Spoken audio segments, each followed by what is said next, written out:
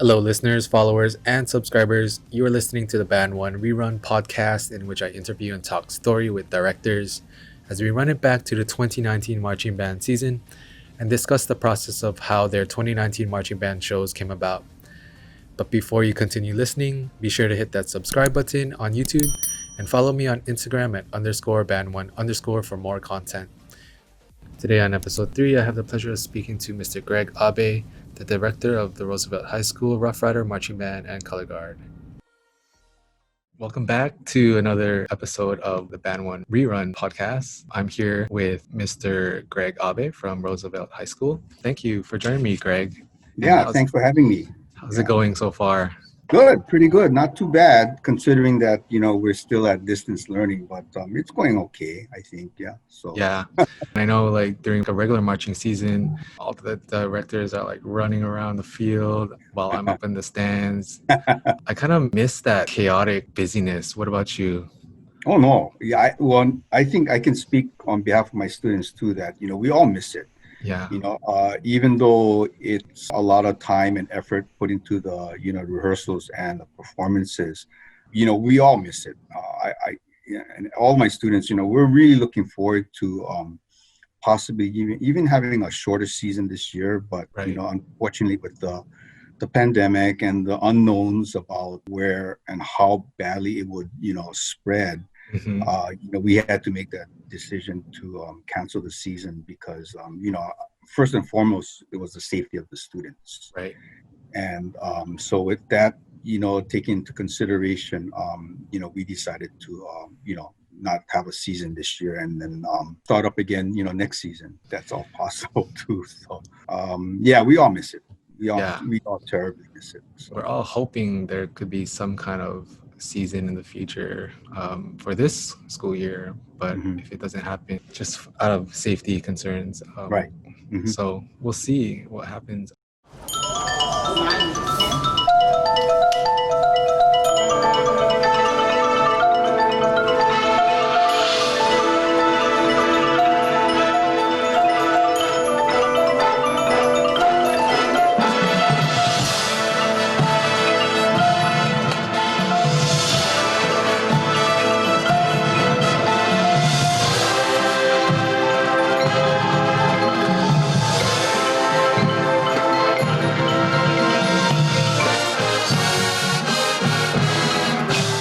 Just talking about last year's show and how it came about, and for you guys, it was Miss Saigon. Yeah, so it kind of depends on the year, how we pick our shows. So, and I think, as you know, the cost that's involved to putting on just a 10-minute show can run into the thousands of dollars, and then so Saigon, it was we did it once before. And sometimes the reason why we kind of rehash our shows is because of financial situations, that we may not have enough money to put on a whole brand new show, with all the props, things like that. So last year, we decided to make it easier for our boosters, and we decided to, rehash Saigon again.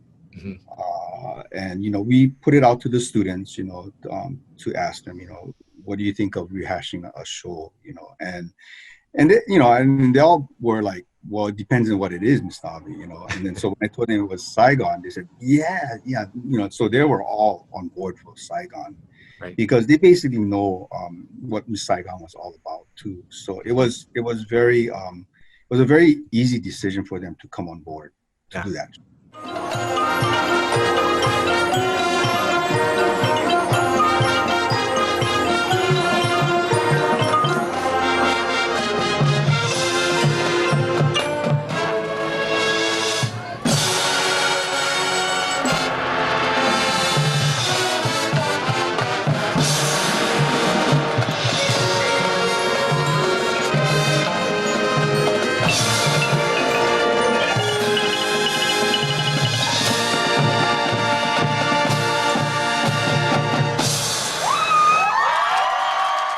So, Miss Saigon was based on Puccini's opera, Madame Butterfly. And it pretty much tells about the relationship between, a Vietnamese girl and American soldier. and then the love they kind of forged during the Vietnam War. It's sort of like it's kind of like a little bit of a tragic ending, and one of my former members in the marching band, his dad was in the original Broadway cast of Miss Wow. Saigon, along with Lea Salonga. Oh yeah. So, so he volunteered, to come down to talk to the students about, Wow. the synopsis of what Saigon was, and things like that. Leia was supposed to come down too, but unfortunately, yeah, Whoa. she had just left for New York to do, I forgot what show it was, but, but she was going to come down too, and, talk to the students about that. So, it was really good to have him come down and, talk and give, a brief overview of the entire Broadway production. So it kind of gave the students a better perspective of how they would interpret the music. Right. So it was really, really a valuable, kind of thing for them. So again, we were just really fortunate that, we had people Right. connected to the show that could Yeah. come down and, and talk to the students. So it was really, really, really nice. That's amazing to hear, actually, because Lea Salong is such a huge name, and Yeah, anybody very big. associated with like Broadway to Mm-hmm, speak mm-hmm. on behalf of that big show to the students, I Right. think that's a very valuable experience. Yeah, Oh, it is. kind of It is. jealous.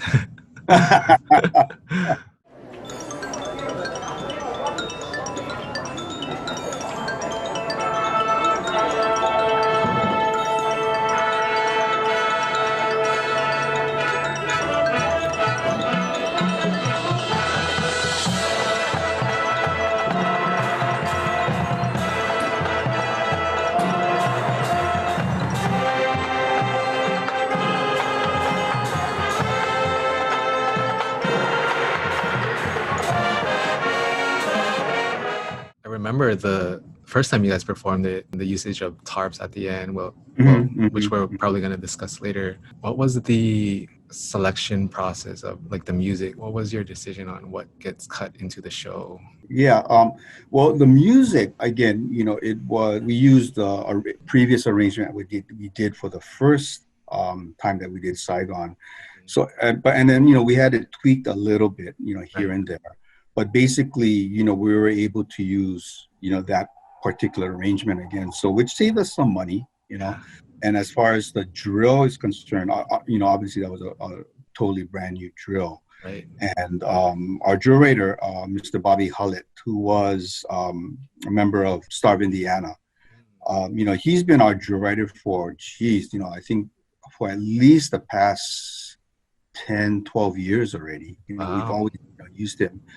We really, and we really like the way how he writes, because he knows our band pretty well, and he knows the capabilities of our band. So I've always used him time and time again.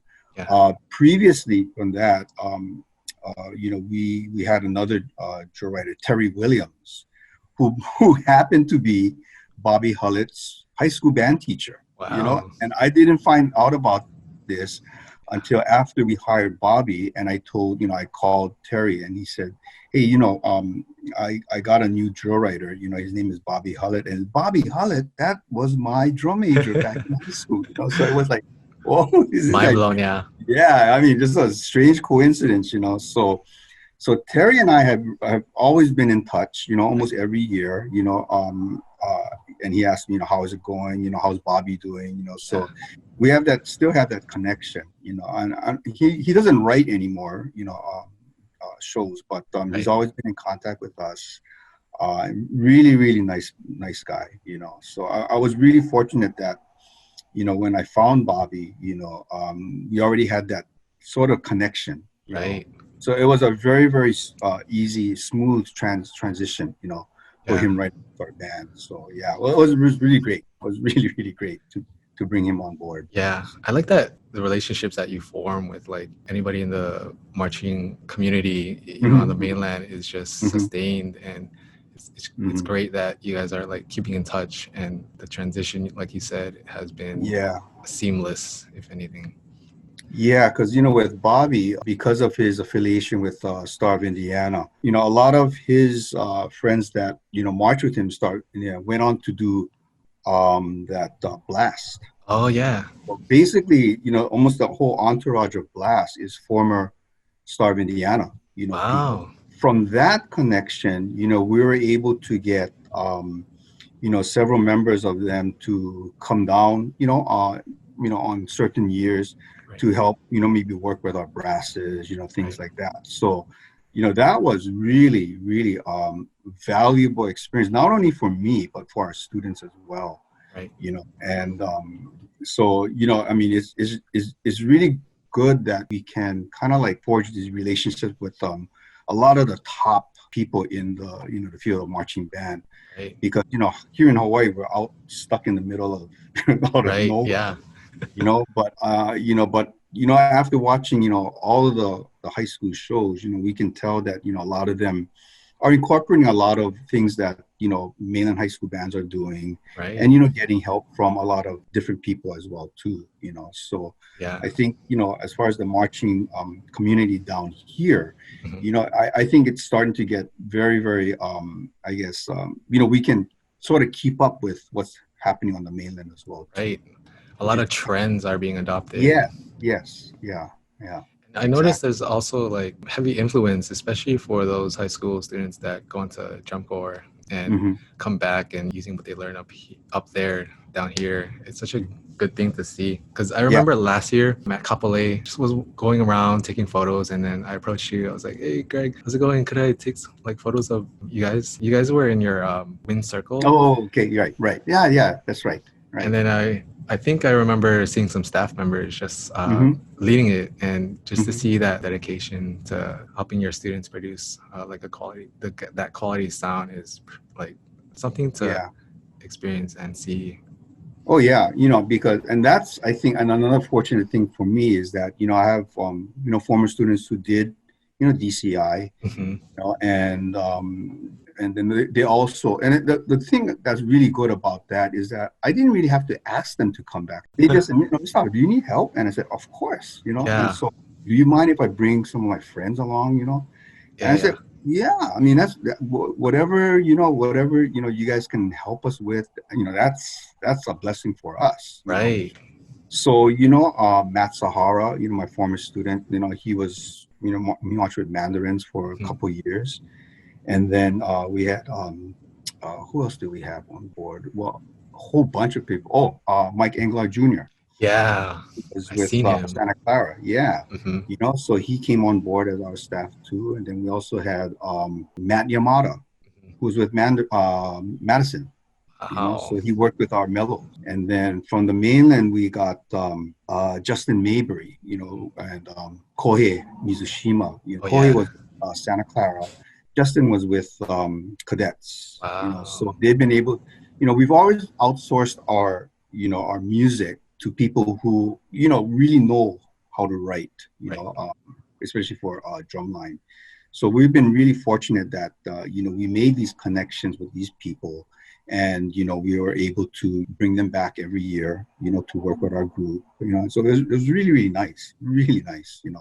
to get their perspective, because for me, I'm still learning, Yeah. and what they bring back to us is like, wow, and so when we do our warm-up blocks and everything, they incorporate what they learned, Yeah.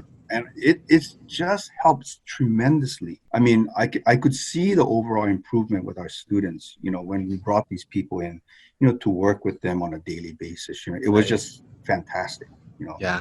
it's just something that I wouldn't have been able to do because I didn't have that experience, yeah, Hmm. as they have. So From the spectator point, because I'm always in the stand, it was the sound for your guys' side that kind of like blew me away. oh. And the opening for Miss Saigon, and just the brass and the winds, just like Mm-hmm, mm-hmm. for the full 2 minutes, just blowing their brains out. It Yeah. was just, even the ending of your show was very impressive too. Oh, thanks.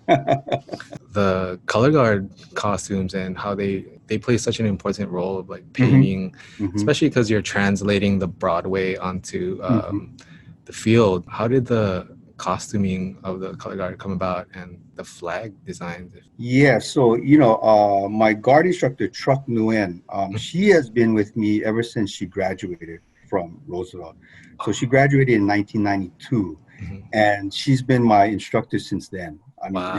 she's been there quite a long time though. She was not here with me for only 1 year, and that was because she was getting her doctorate at uh, university. yeah, So, but other than that, she's been with me every single year, and everything that you see on the field in relation to the guard is right. all hers. Wow.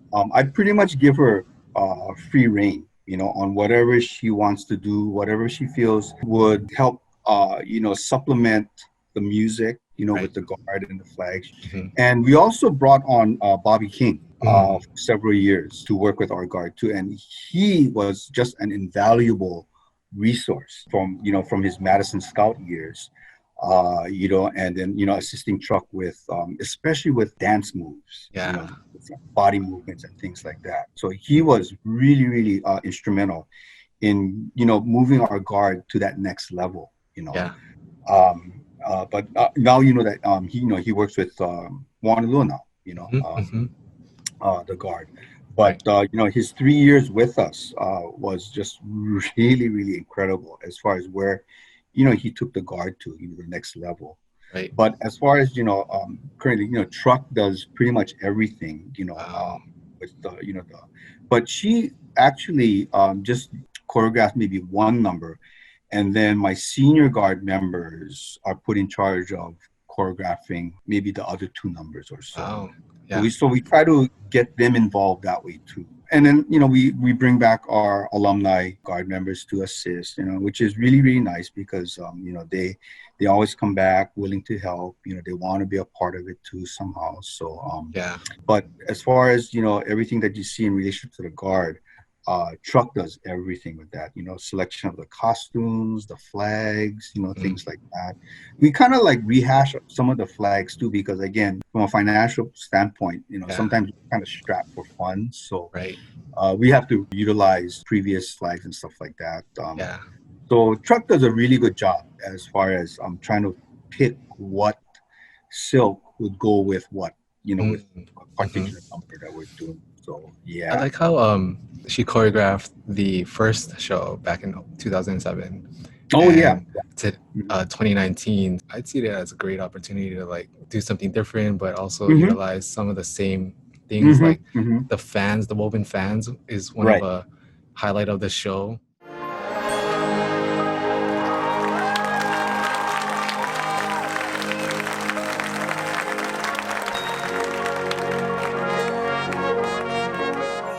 How was Yeah, we the actually stole that from Santa Clara. So, borrowed? Let's use borrowed.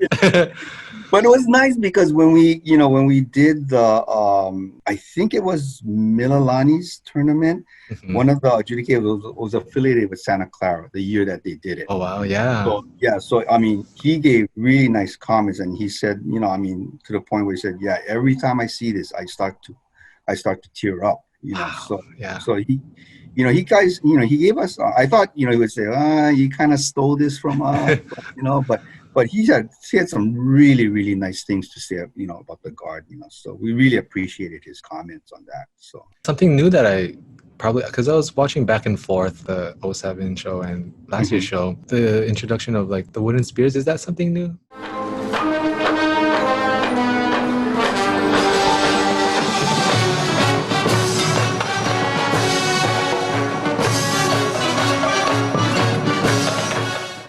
Or Yeah, that's something totally new. Those mm, bamboo sticks that we used. Yeah. yeah, So that was in the Morning of the Dragon, I think it was that section of the music. yeah. It was like a kind of like a Oh, the armies on the march, they're right. getting ready for battle. So, Yeah. so Truck kind of incorporated that, as a fighting kind of a weapon. So, they kind of choreographed that into the to that particular number. Yeah. So It definitely brought the music to life. What is your favorite part of the show?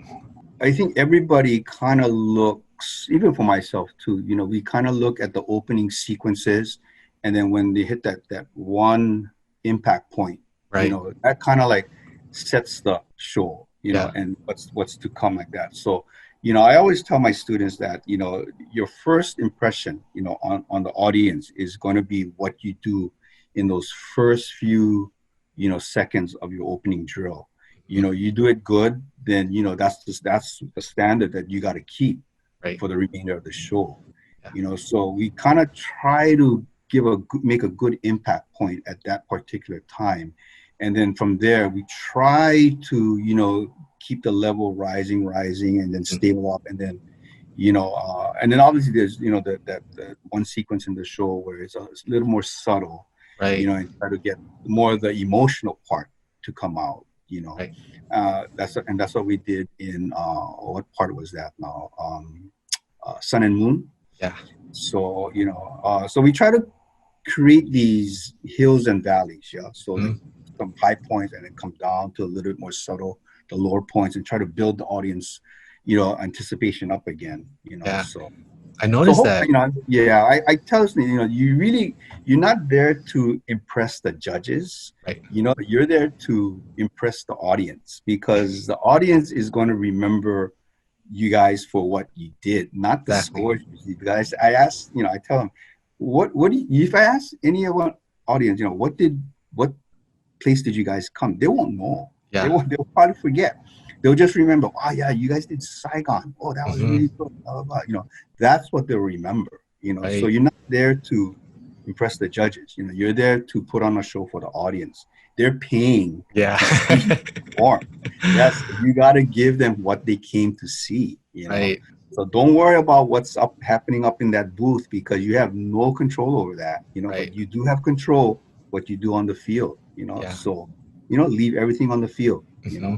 Wanted to talk about the introduction of the tarps, and what was the Mm. process at like rehearsals for that once you introduced that to the students? Yeah, that yeah, because of the size of the props, and so we actually didn't start practicing with the props until probably about a couple weeks before the actual first performance, because every time we would have, when we brought it out, then Right. we would have to kind of fold it up exactly the way that we're going to have to do it when we do it again. Right. And those, yeah, it's made out of nylon material, so which is fairly light, but because of the size of it, Yeah. it's pretty heavy.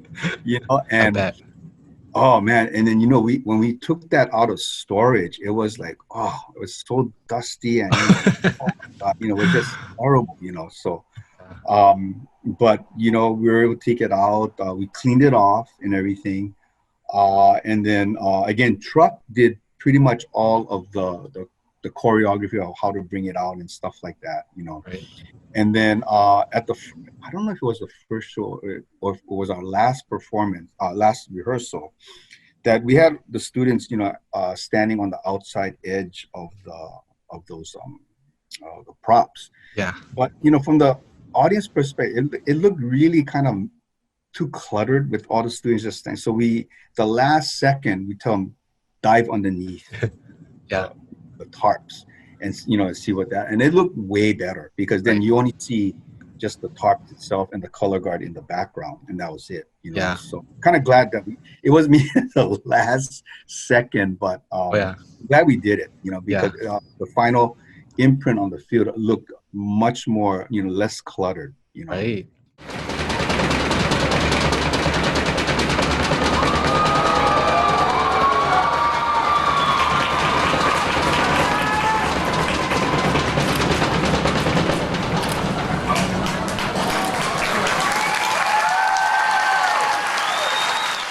Those iconic, the logo and the Yeah, flags just make yeah, people just, yeah. that's the last image they see on the field. Right.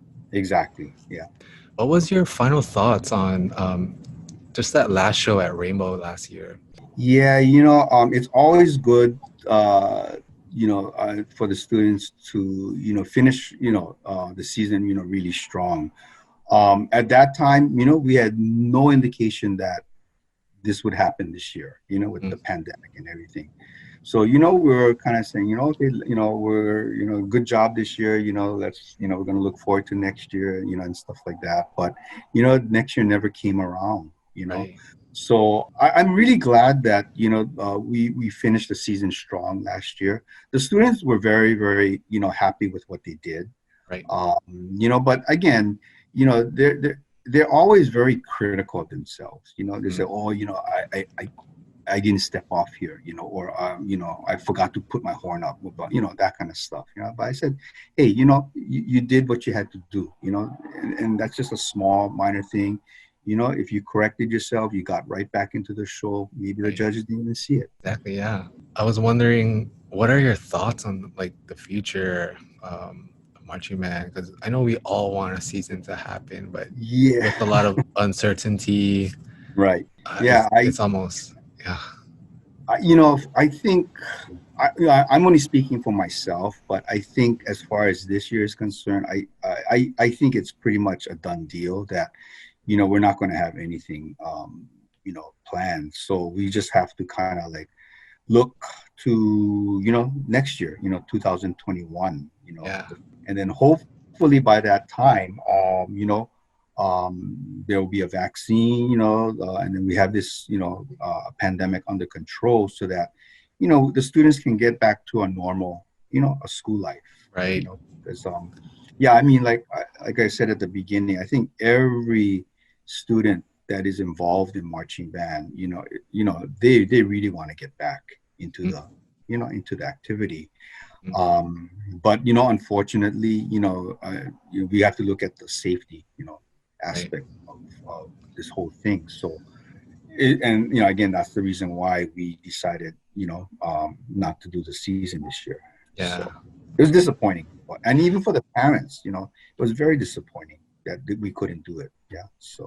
Thank you for just joining me on this Oh no, thank you for podcast. having me. Thanks for doing this because the students really enjoy your social media page because that's the first thing they go to see themselves, how they look, how they perform. So you're providing a really good service, not only for the directors but for all the students because they always go to that page just to see what they Yeah. did, how they did. Yeah, Just because like right now I would be at school. yeah. We would It's all like it be feels very, very strange to be home on Sundays nowadays, because I think, oh, I should be at school right now, getting the field ready and whatever, but we're stuck at home yeah. now. Thank you again, Greg, for joining me. Thanks for having me. Yeah, it was Hmm. really, really, it was great. I'll see you in the future and we can see some shows and I hope so. Yeah. see you guys back on the field. Yeah, that'll be great. Thank you, Greg. Take care.